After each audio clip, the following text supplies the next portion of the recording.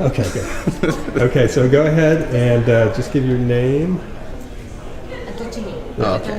Yeah, and yeah, just pop it. Right. So my name is Remy DeCausemaker, and I'm the resident hacktivist and storyteller at Rochester Institute of Technology in New York State.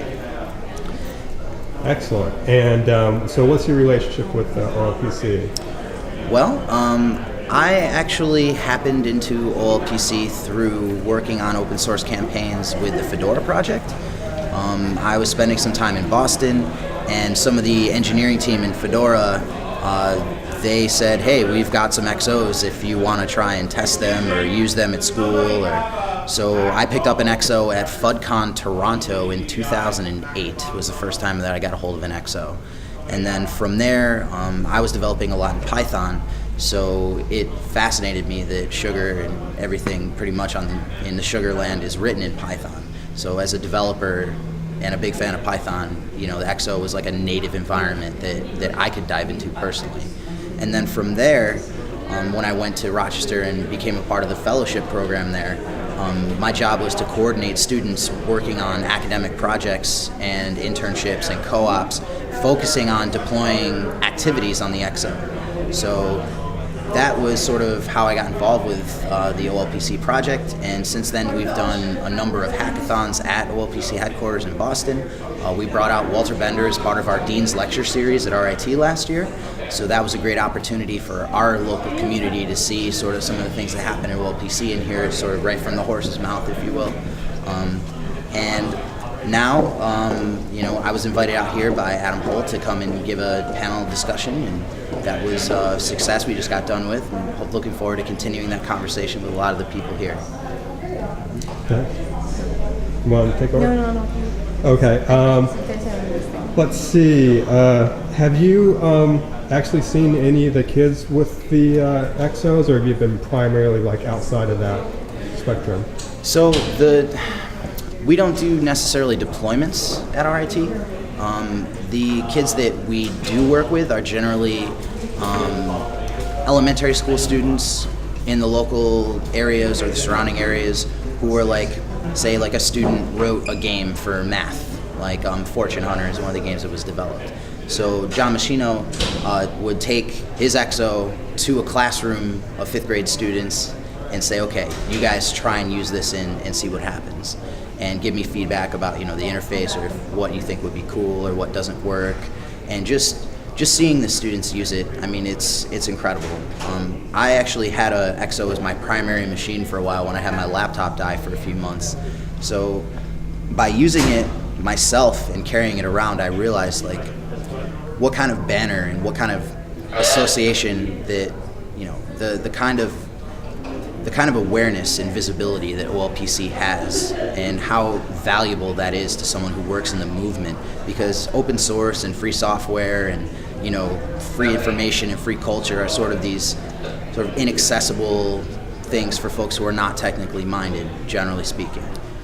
But when you have that little green laptop sitting on your lap, people just come up to you and they say, hey, I've seen that on TV. Do you guys do that here? How can I get a hold of one of those? My child is about to go into the 4th grade and I would love to get him one of these for Christmas, or where can I get a hold of this software? So I've been an advocate in the community, getting the XOs and just showing people, what they can do, and helping with the Rochester user group. And, deployments, I haven't done too much deployment stuff, but I know that, we help to load balance for activities.sugarlabs.org at RIT. So my end and my sort of involvement with OLPC is less with the hardware, but much more with the software. So we work very closely with Sugar Labs. They mentor our students, and they're the ones that sort of provide the technical lead and the direction for the project. And then RIT provides them with an opportunity to make that a part of their curriculum or a part of their work study or a part of their education, so that they can get service credit, so they can get academic credit, so they can get cooperative educational credit, so that when they graduate, they can point at the project like OLPC or Sugar Labs or their own thing that they've spun up and say, here's my code. You can see it. It's in public. There have been over 3,000 downloads of this since it was released a couple months ago. So it's an opportunity to see from the software side, and I really think that having it be sort of, platform agnostic, things like Sugar on a Stick, those are the ways that I've seen people interact with OLPC the most. And then, what do you think is this? Just quickly, what do you think is the story of OLPC? Like, how would you tell it? How would I tell the story of OLPC? So, my understanding, or my sort of own personal understanding, I mean, I could be way off, of course. I mean, no one really knows unless they're the ones right up in the thick of it. But the story of OLPC is someone had seen a need within the world that there are not enough people getting education. And the way to uplift and empower people isn't by giving them technology, but by giving them tools to learn with. And by completely reimagining what the computer interface is and what the operating system is, and putting serious thought into how people interact with this machine, and how, these aren't programs, these are activities, and this isn't a network, it's your neighborhood. And having the mesh networking and all of the features that went into the design of it, that was the technological feat that sort of brought people to the watering hole.